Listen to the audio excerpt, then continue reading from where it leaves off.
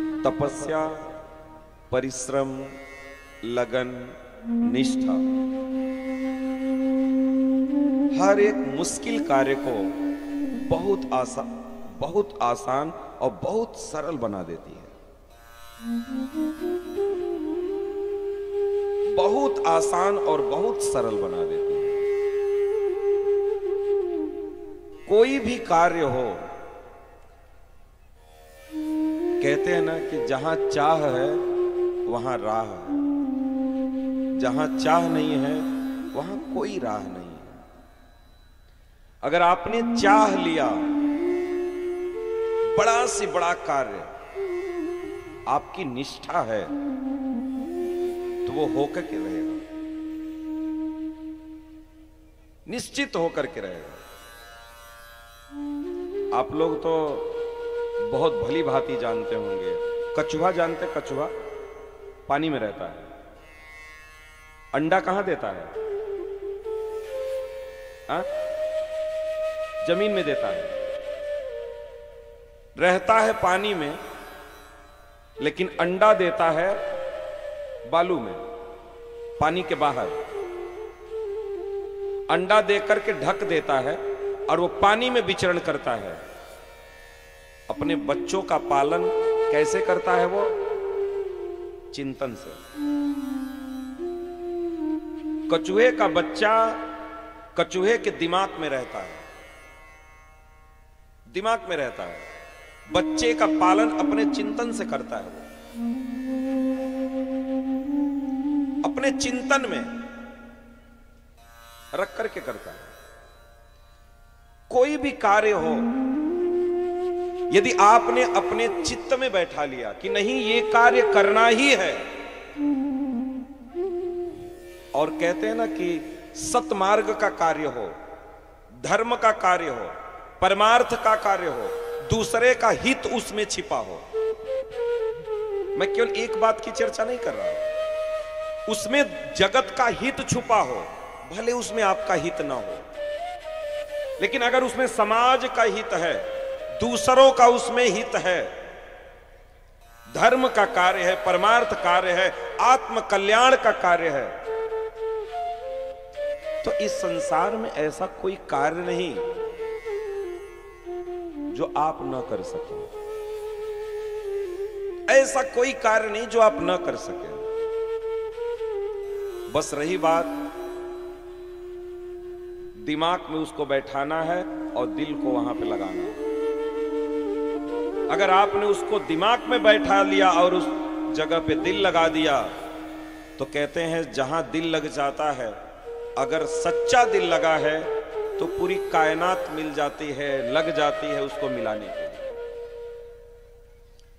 अगर आपने वास्तव में हृदय से उसको करने का संकल्प लिया है और उसमें जगत का हित छिपा है, तो आप चिंता मत करो, भगवान स्वयं आकर के आपके कार्य को पूर्ण करवा करके चले गए। हजारों प्रमाण ऐसे हैं। इसके पीछे कारण है। भगवान कहते हैं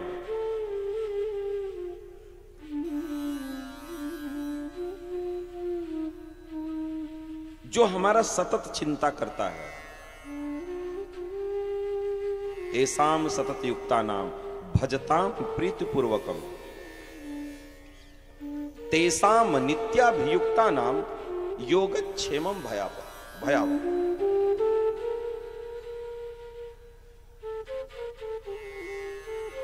योगक्षेमम वहाम्यहम्। कोई व्यक्ति सतत हमारा चिंतन करता है, हमारा भजन करता है, तो भगवान कहते हैं उसके पास जो है उसकी सुरक्षा का दायित्व मेरा है, और उसके पास जो नहीं है उसको देने का दायित्व भी मेरा है। देने का दायित्व मेरा है। भगवान ये गीता में संकल्प लिए हैं, तेसाम नित्याभियुक्ता नाम योग क्षेमम वहाम्यहम्। वहन करता हूं। कौन करता है? अहम। भगवान कहते हैं अहम, मैं वहन करता हूं। या तो फिर वो गीता गलत है, फिर सब कुछ संभव है, और संभव इसलिए भी है, मेरे मालिक को रहती है मेरी हर बात की चिंता, मेरे मालिक को रहती है मेरे हर बात की चिंता। छोटा सा बच्चा जन्म के बाद कभी बोला कि पापा बारात पड़ोस में आनी है, हमको कपड़ा चाहिए? कभी नहीं बोला। कभी बोला कि हमारा एडमिशन करवा दो, हम पढ़ना चाहते हैं? नहीं बोला। बोला कि हमें शूज ला करके दे दो, सॉक्स ला करके दे दो, ड्रेस ला करके दे दो, हम स्कूल जाना चाहते? बोला? नहीं बोला। वो बोला नहीं, वो तो खेलने में मस्त है। पिता को यह भाव पता चल गया कि लड़का मेरा बड़ा हो गया है, अब एडमिशन करवाना है। एडमिशन करवा दिया, कॉपी किताब लाना है, क्या चाहिए? जूता चाहिए, क्या चाहिए? मोजा चाहिए, क्या चाहिए? ड्रेस चाहिए। बच्चा तो नहीं बोला कि हमको ड्रेस ला करके दो, कॉपी किताब ला करके दो, नहीं बोला। क्यों? मेरे पापा को रहती है मेरे हर बात की चिंता। पिता है ना, पिता का मतलब क्या होता है?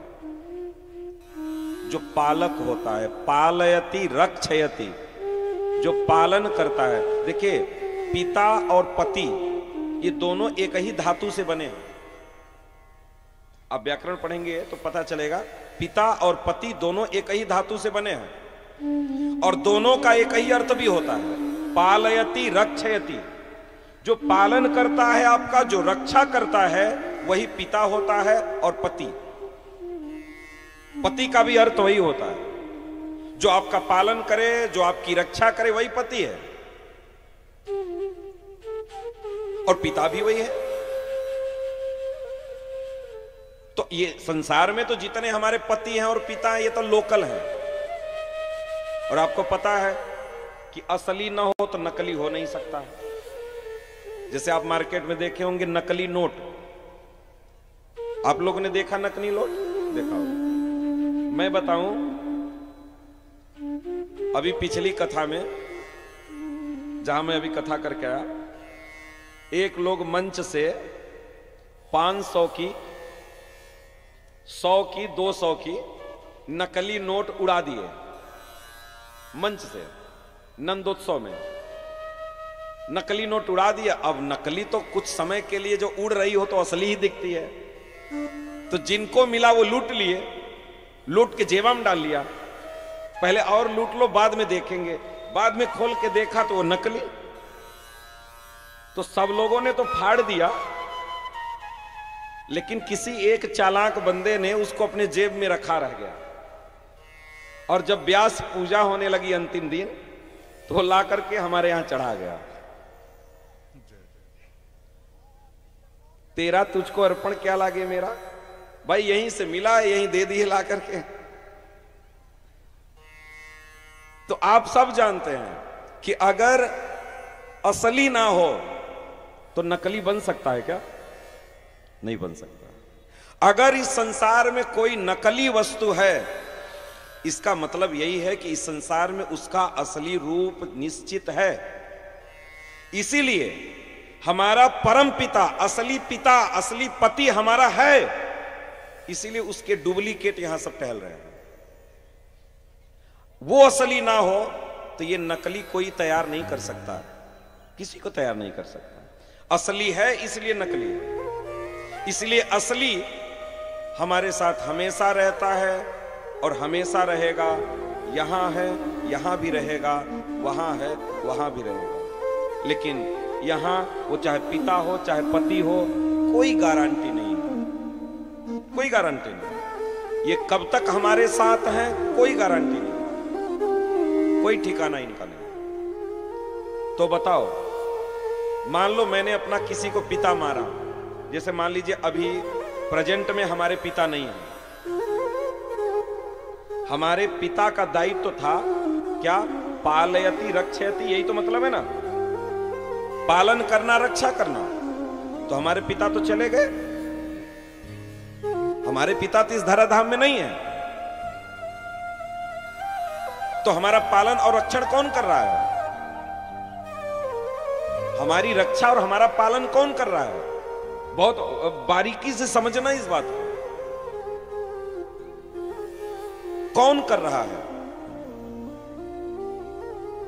हमारा पालन और रक्षण हमारा वही पिता कर रहा है जो असली पिता है।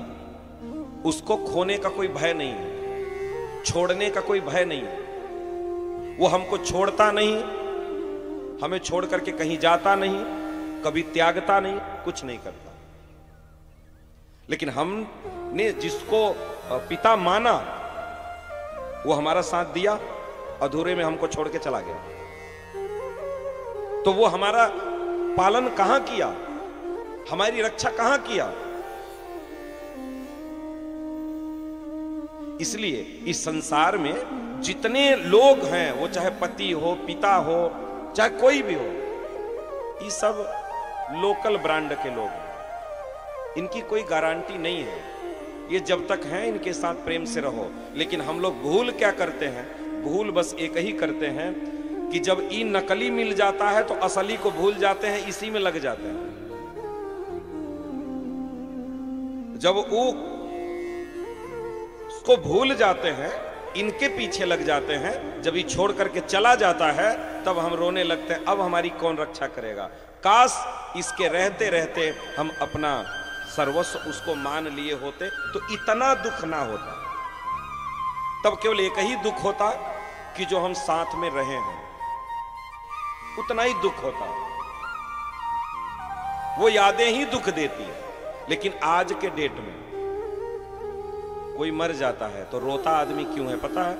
कभी औरतों के रोने की आवाज सुने आप लोग? नहीं सुने। किसी का पति मर जाए, किसी का पिता मर जाए, कोई रोता है तो क्या रोता है?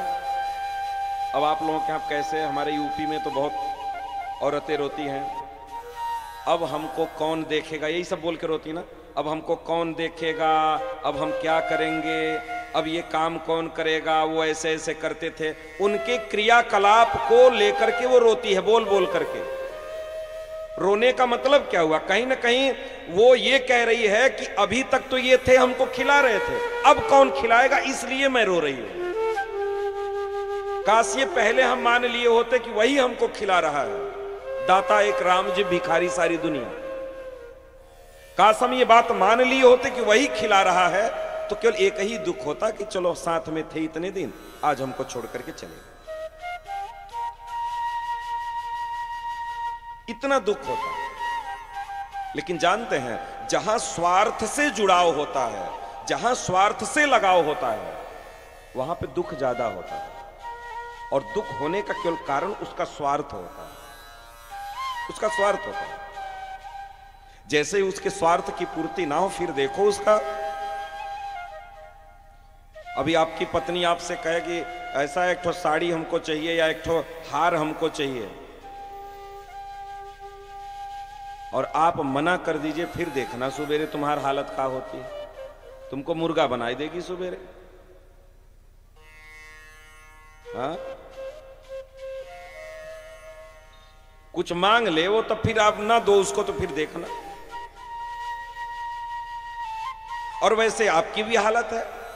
आप कहीं दूर हैं, ट्रेन में बैठे हैं, बहुत भूख लगी है, ट्रेन लेट हो रही है, घर से फोन जा रहा है, आप कह रहे हैं बस आ रहे हैं, थोड़ा गरम गरम रोटी और सब्जी दाल चावल बना करके बढ़िया रखना, भूख बहुत तेज लगी है।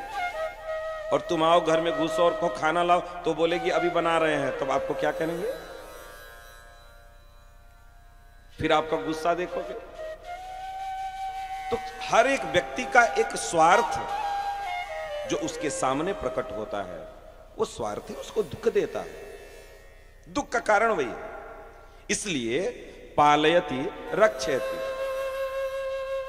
वास्तव में जो आपका पालन करता है, जो आपकी रक्षा करता है, वही पिता है, वही पिता है। इसलिए मेरे मालिक को रहती है मेरे हर बात की चिंता, मेरे मालिक को रहती है मेरे हर बात की चिंता।